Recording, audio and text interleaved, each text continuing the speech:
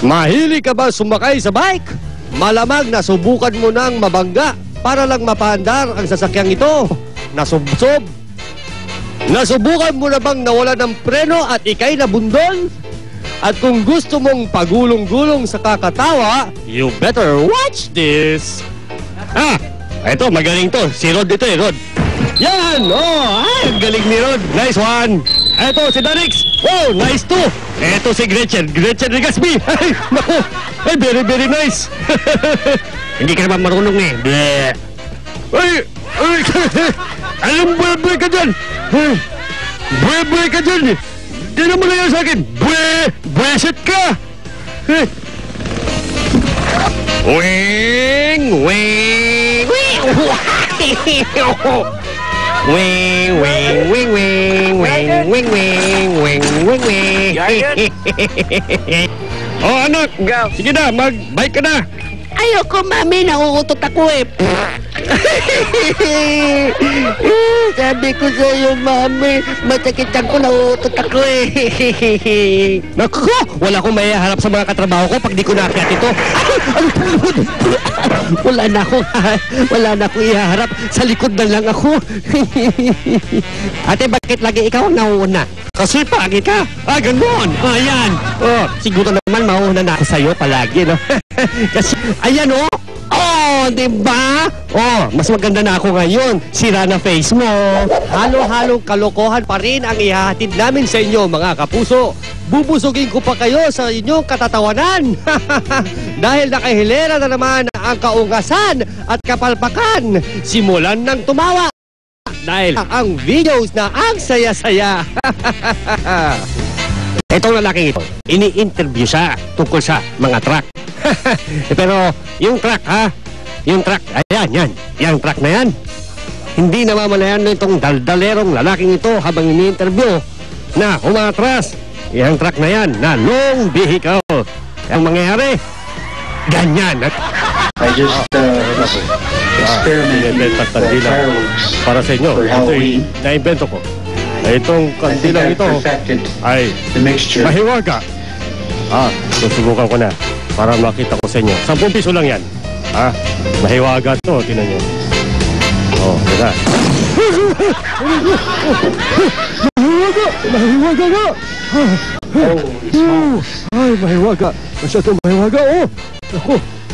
Ay, but wait, there's more. I won't do that Pag binili ko again. ng maga, 5 piso na lang po. Sorry about that. 5 piso na lang. Tawag kayo pag-order kayo. Happy birthday to you. Ano ba yan? Napaka-konti naman ng kandila nyo. 40 years old na ako. Ulan yan. 1, 2, 3, 4, 5. 5 lang. Yan. Yan. Ganyan. Pag 65 years old yun.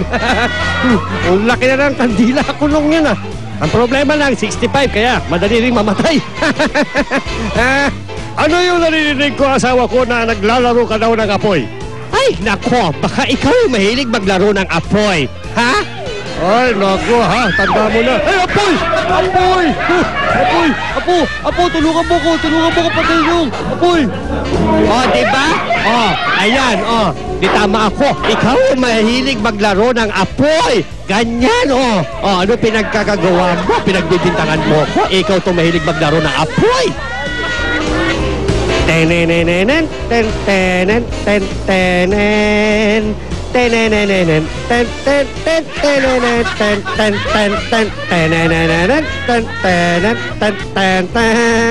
Pare, ganda ng sayaw mo. Anong moves yan? Anong moves ka dyan? Nasusunog din pa ako. Moves ka dyan. Akala ko kasi nagpa-practice ka magtinikling. Tinikling your face! Nasusunog ikaw Tuwing Christmas, merong play na nagaganap sa simbahan. Ito naman sa birthday Jesus, Birthday kasi ni Jesus. Kaya ayan, may play. Yan, mayroong apoy dyan, Nakikita niyo yung aro. At yun si Jesus, doon sa baba, nakikita niyo yung aro. Ito naman, kumakanta sila ng mga Christmas songs. Pero sa bawat simbahan, merong demonyo. Merong demonyo. Nakikita niyo? Nasusunod yung baby. Pero, masdan niyo yung babae.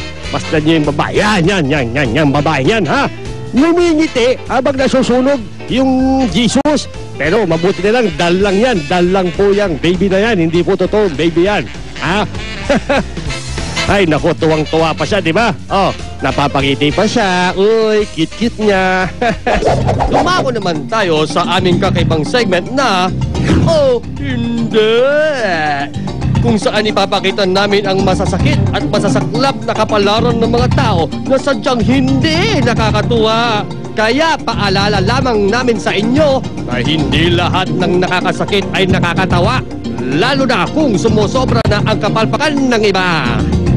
Abangan sa susunod na episode!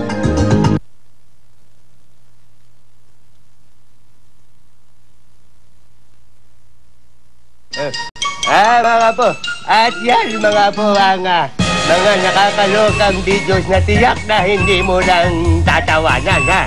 Pwede mo pang kapulutan ng aral. Sandali lang, ilalabas ko yung iPad ko kasi may iPad tong super lolo mo eh. Sabi sa aking Facebook, I miss you, mama. Ay, mama, mali.